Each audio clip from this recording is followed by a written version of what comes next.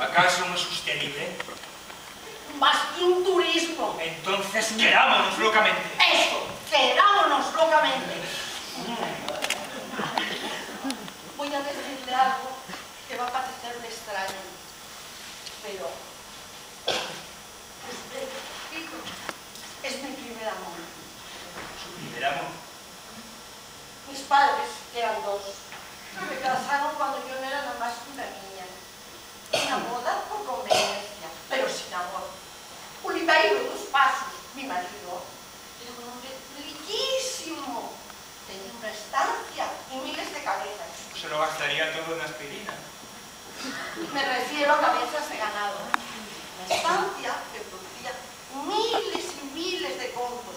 Pero lo que yo decía, este hombre tiene mucho conto, pero de amor, ninguno.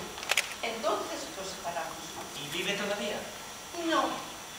Se murió al poco de nuestra separación. Se quedó triste, triste. Se murió como un pajarito.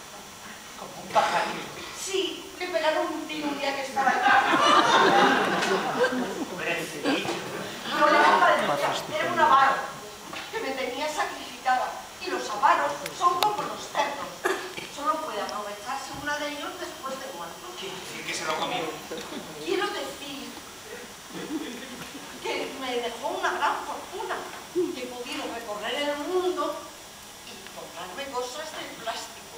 Pues desde ahora se acabaron los viajes y se quedará usted conmigo para siempre.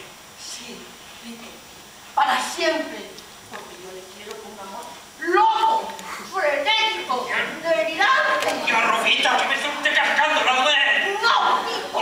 Y yo no me dejaré nunca, nunca, nunca.